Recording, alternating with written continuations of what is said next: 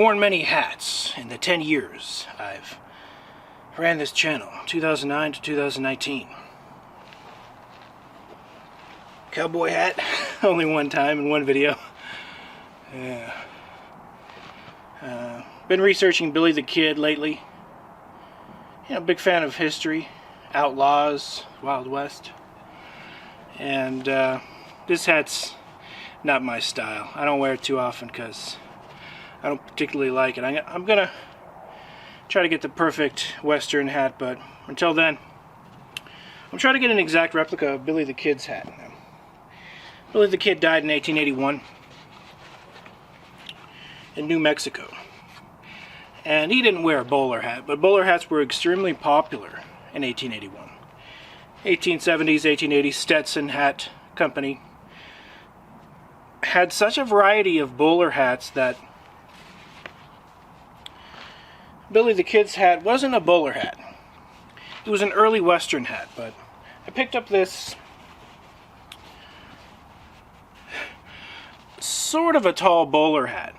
People might mistake it for a top hat, and that's how I found it. The description said Mr. Peanut and Monopoly Guy. But this hat has a curved top. Not as curved as a bowler, but there were bowlers this tall back in the 1870s and 1880s. Stetson had an extensive catalog like this that extended this high. Bowler hats that high. And what Billy the Kid wore looked similar to that. It was about this tall. His hat was about this tall. This isn't an exact match. His brim was a little bit wider. I'm going to visit Billy the Kid's grave.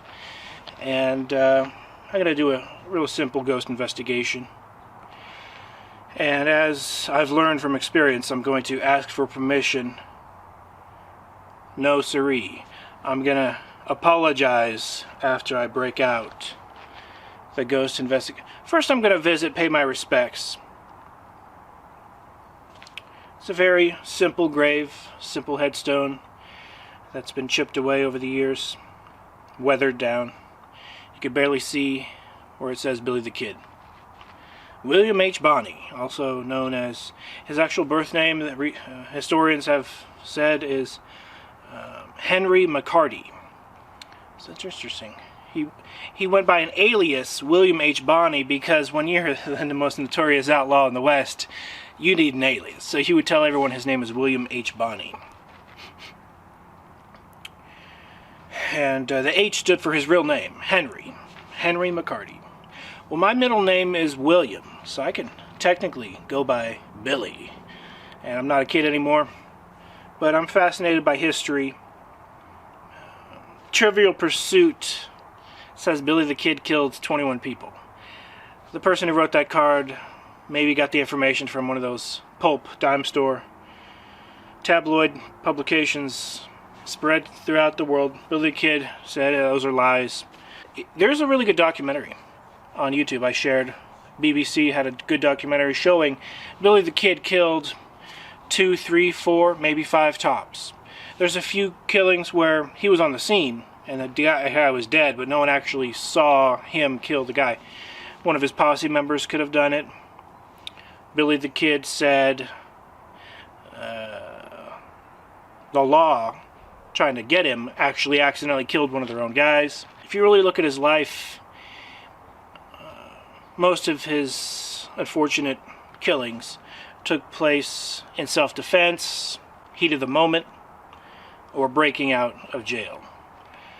And unfortunate events resulted in his demise. But he's an interesting figure in the West. I'm fascinated by Western history. I'm gonna go back to Tombstone, Arizona. I'm gonna do a proper ghost investigation. And sure, I probably am going to pay for one of the ghost tours. And then I'm gonna say, can I break out my own equipment? And they're gonna say no. That's the breaks with when you're a ghost investigator. I've purchased easily $4,000 of ghost hunting equipment. I include some of my cameras in that value. This camera right here cost me $1,200, and then I bought a $400 cinematography lens to go with it, which I used to film my Mysterialis intro originally. And I was going to make a short film. I'm an editor, a short film maker on true subjects.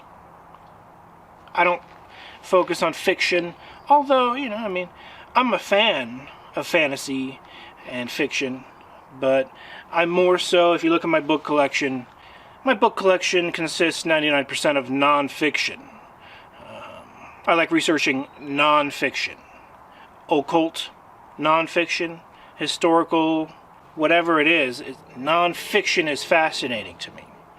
If I were to ever be successful in publishing books, I would want to focus on non-fiction. My How to See Ghosts booklet,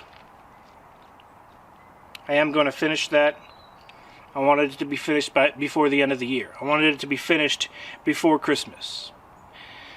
Man, there's so many things. You might have seen a list I posted on Twitter. I gotta do half a dozen things before I could even consider uploading a video.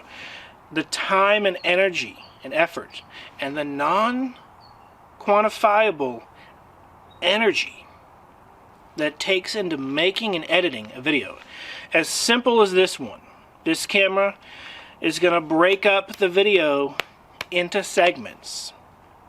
Rendering those segments into one segment takes hours. Hours upon hours upon hours. Night 2 of the Gristmill documentary raw footage, because I promised I would release all the raw footage, and I will. Night 2 rendering took like 12 hours. I probably rendered it in too high of a quality, MXF format. And then I had to get a new Sony Vegas, which is non-compatible. So I had to get a new old Sony Vegas 15, and luckily you can open up my MXF file, and I will be uploading Night 2 raw footage of the Gristmill Ghost documentary, the raw footage, and then I'm going to upload Night 3, Night 4, and Night 5 with me and Brandon Young. Why is it taking so long? Because, as I said, 12 hours to render one video. I have to watch the 2 hours of footage to see if I mention where the location is. I have to edit that out. And that's virtually the only thing I'm going to be editing out, is when I accidentally mention the exact location. No one cares. And this isn't a hook to reel people in to care. It's simply for privacy purposes. I don't want people to know where the Gristmill is. If a TV show said, hey, tell us where the Gristmill is, I'd say no. That's legitimately what my answer would be. I find it fascinating that 2 ghost hunters contacted me. The 2 top ghost hunters in the world. The guy who founded the show Ghost Hunters is very nice. He complimented one of my videos, invited me on his radio show, canceled me at the last second. So I face a lot of that. There's a lot of gatekeepers in life. Spirit gatekeepers and human gatekeepers. The spirit gatekeepers want to keep people from becoming rich if they don't like what those people are going to produce. Is a theory. You can get into the realm of this and that, but I like to keep it as simplistic as possible. There are human gatekeepers. If you're not best friends with them, have a connection with them, a family friend, some extreme connection, or have legitimately excelled to have an amazing degree. But even then, sometimes you need a connection. So gatekeepers exist on a human level. You can't get a job in a particular position because, most definitely there are gatekeepers. If you look at the Earthquake Kelly story, Google Earthquake Kelly voodoo. Earthquake Kelly said he was tempted by a spirit that appeared with a green face, kind of like the Wizard of Oz, in his closet. He said the closet disappeared and he saw space. And this spirit said you can have everything. Riches, women, you name it. And he was a young, impressionable boy. And his story sounds fantastical because he was like the 7th son of the 7th son or something to that extent, which I didn't know was a thing. I didn't know it was real. But I take his story to be authentic because I can see the tragic life in his eyes. And I can hear the tragic reverberation of his voice. of an event that legitimately traumatized him for life. He said no to the spirit, and ever since then, perhaps he's not rich, because the gatekeepers gave him that opportunity, and he said no.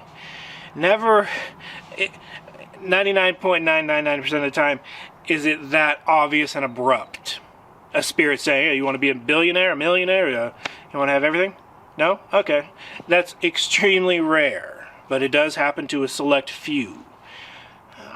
I wasn't offered anything like that, but one of the few astute viewers of this channel said maybe they were trying to make a deal. The spirits have been bothering me. And to an extent, they might have been seeing if I was corruptible. And it sounds like a huge exaggeration, but it's not. In 2010, February 17th, 2010, past 11 p.m., I looked at my phone after the incident, and I think it said 11:14 p.m. So the events transpired between 11 p.m. and 11:15 p.m. And they lasted just a short few minutes, but it was the most spiritually eye-opening events in my life, where a spirit materialized in my closet, similar to the Earthquake Kelly story. He was in his closet, and the spirit was talking to him. Anyway, closets, the boogeyman. This isn't fake. This isn't fiction.